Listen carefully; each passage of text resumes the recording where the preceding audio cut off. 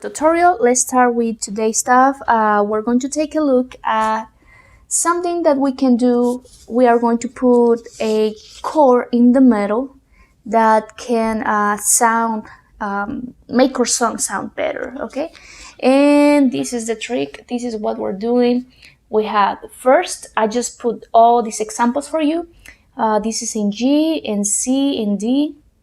So that's the tonality of each one of them. So this is first, this is the fifth, and this is the fourth. Okay. For instance, if I'm playing on G, the key of G,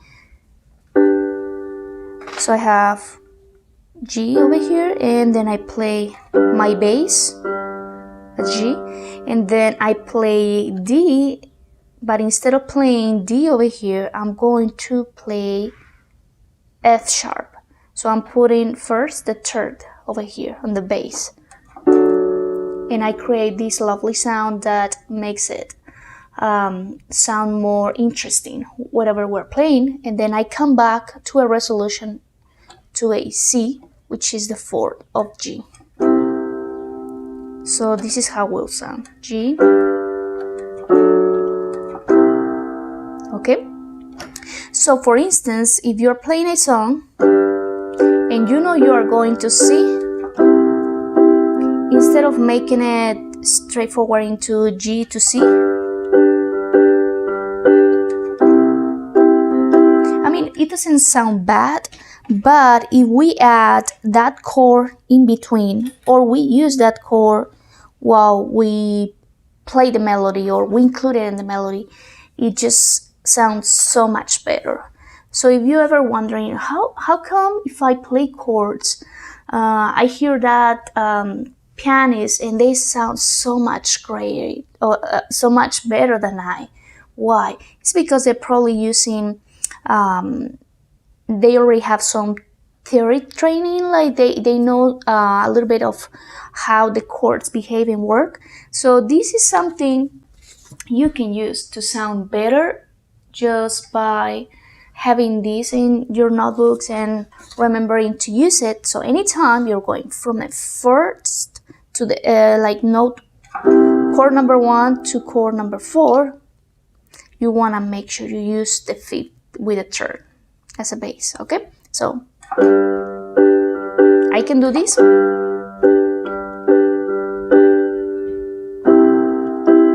That sounds great, but if I do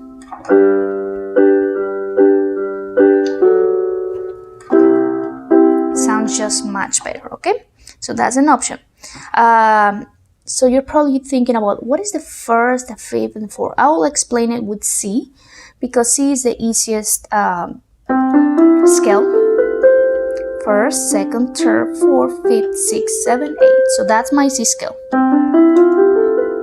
Okay. Each one of these notes that forms the scale can also form a chord. So C can form C major, D can form D minor, E can form E minor, F forms F major, G forms G major, A forms A minor, and B forms B diminished. Okay, so those are my 7 chords, my 7 notes that are from the C scale, and I'm talking about the C major scale. Since I have all white notes on the C scale, therefore I cannot put a D major. It has to be minor, because it has to match. That all notes have to be the ones in the bottom for the C scale major. Okay, so using this to come back into what we're talking about, if I have the first, which is 1, the tonic, then I go to the fifth, and you're probably thinking, okay, what is that fifth thing? Okay, first, second, third, fourth, fifth. I use, instead of just playing G, I'm going to play the chord. And instead of just playing the first for the bass, as we usually do, I'm going to play the third, which is B. And then I create this lovely sound that is like, it's a little dissonant, but it sounds so great. And then after this struggling between notes and so forth, we're going to come to a resolution and we're going to go to the fourth. For instance, if you hear that sound, okay, so that's a tool we can use. So fifth, and then I go to the fourth, which is F. And you're probably thinking, what is the fourth? We come back over here, first, second, third, the fourth. The four of C scale, okay? So let's come back to this example. I'm on C, then I play G. I can also play it over here, but I'm using an inversion. That means this note, I put it in here. But let's make it simple. Let's don't complicate things, okay? C,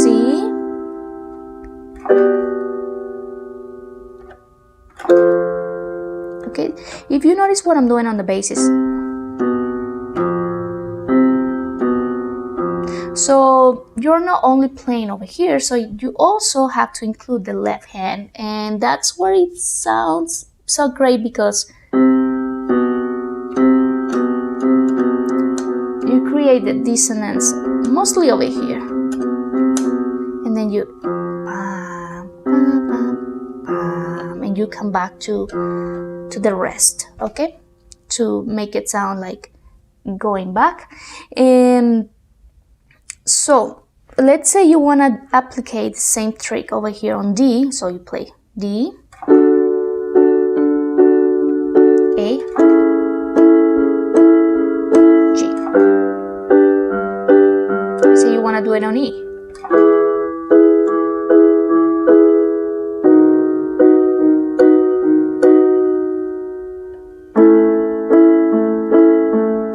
Let's say you want to do it in F.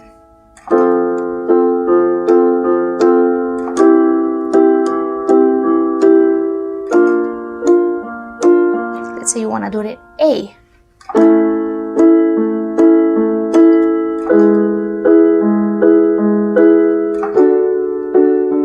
And you're probably wondering, where is she getting those chords from? These ones over here, okay?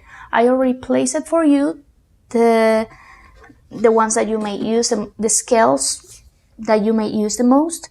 And let's do it on B.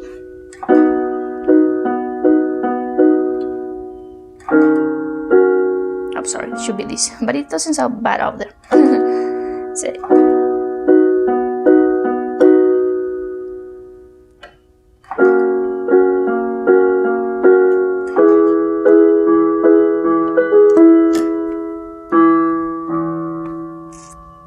okay. And this is the bonus for today. If you have problems understanding the first, the fourth, the fifth, and so forth, I just place it over here on this table. So over here I have my C major scale, and I have all the chords that form that specific scale. The same thing for A minor, and I choose the two most used chords. I'm talking about the major and the minor natural, and those are the ones that you are going to use most of the time. There's some exceptions, but if there's a song out there, it's very probably 95% of the songs out there belongs to any of these scales over here, the major and the minor, the ones that we use the most, the jonic and the natural, okay? And I put it this way because the C major scale is the same scale as the A minor, with the difference that we start in a different order. So C, D minor, E minor, F, G, A minor, B diminished. Okay, so they share the same chords. So if you are thinking about memorizing, you only have to memorize the major scales, because you can just find the sixth. That means the 1, 2, 3, 4, 5, 6, and then you automatically have your natural minor scale from from any major chord. For instance, G. If you go to the 6, you have your E minor, and they share the same note. So that's called the relative minor. It's like the baby sister, sorry, of the major scales. Okay, you can take a screenshot of these and save it on your computer, or write it down in your notes, either or. You can hit pause and take a good picture of this. Over here I organize it according to their alterations. So in this case I have sharps in here. I have 1 sharp, 2 sharps, 3 sharps.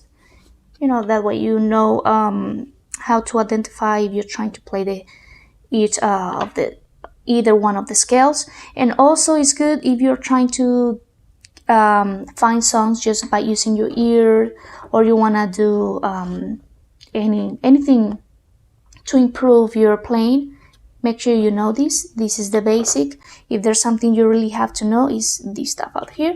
I put the flats over here and I organize it. So you start with the easy scales, and then the scale that has 1 sharp, the scale that has 2 sharps, the scales that have 3 sharps, and so forth, all the way to the maximum, which is 7. And then we go to the flats: 1 flat, 2 flats, 3 flat, 4, 5, 6, 7 flats. Okay. Well, I hope you find this video very helpful. Don't forget to subscribe so you don't lose the chance to learn a lot of material. And give a like to this video if you find it helpful. And hope to see you next time. Bye-bye.